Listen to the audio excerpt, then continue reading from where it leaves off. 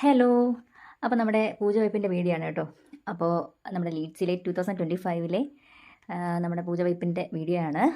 അപ്പോൾ കുറച്ചൊന്ന് ലാഗായി, കുറച്ചധികം നാളായി പൂജവയ്പ്പ് കഴിഞ്ഞിട്ടെന്നാലും സമയത്തിൻ്റെ ആ ഒരു കുറവ് കൊണ്ട് ഇപ്പോഴേ എഡിറ്റ് ചെയ്ത് പുറത്തിറക്കാൻ പറ്റുള്ളൂ.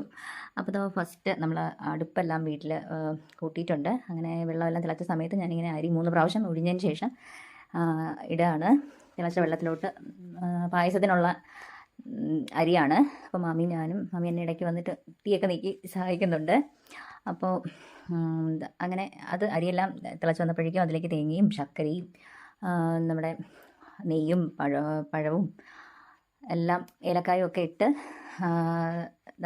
പായസം അവിടെ റെഡിയായിക്കൊണ്ടിരിക്കുകയാണ്. അപ്പോൾ മാമി കുളിച്ചിട്ട് വന്ന് പൂജയെല്ലാം എടുക്കുന്ന തിരക്കിലാണ്. പൂജയെല്ലാം ചെയ്ത ശേഷം ഓരോന്നായിട്ട് നമ്മൾ എടുക്കാനുള്ള ഒരു സമയമാണ് ഇപ്പോഴ്. അങ്ങനെ പിള്ളേരെല്ലാവരും എത്തിയിട്ടുണ്ട്, ടീച്ചേഴ്സ്മാരും എല്ലാവരും പൂജ എടുക്കാൻ വേണ്ടിയിട്ട് എത്തിയിട്ടുണ്ട്. അങ്ങനെ നമ്മൾ ആ ചുണ്ടലും പഴവും പായസവും ഒക്കെ ആയിട്ട് ഫ്രൂട്ട്സ് എല്ലാം കൂടെ നമ്മൾ പൂജയ്ക്ക് വെച്ച ഫ്രൂട്ട്സ് എല്ലാം കൂടെ എടുത്തിട്ട് നമ്മളൊരു ഫ്രൂട്ട് സലാഡ് പോലെ ആക്കി പിള്ളേർക്ക് കൊടുക്കാൻ വേണ്ടിയിട്ട് അങ്ങനെ ആക്കിയതാണ്. അപ്പോൾ എല്ലാവർക്കും പായസം നന്നായിട്ട് ഇഷ്ടപ്പെട്ടിട്ടുണ്ടായിരുന്നു.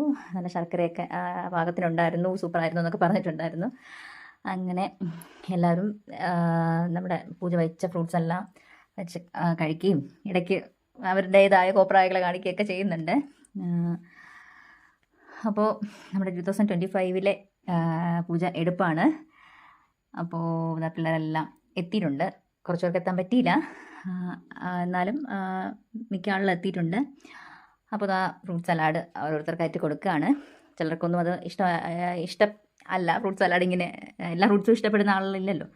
അപ്പോൾ ചിലർ കഴിക്കുന്നുണ്ട്. അങ്ങനെ സന്തോഷമായിട്ടെല്ലാം അവസാനിച്ചു. അപ്പോൾ എല്ലാം കഴിഞ്ഞതിന് ശേഷമാണ് ഞാൻ ഒരു 10-11 മണിയൊക്കെയാണ് കാപ്പി കുടിക്കാൻ അന്നത്തെ ദിവസം. അപ്പോൾ അത്രയേ ഉള്ളൂ. Tata bye.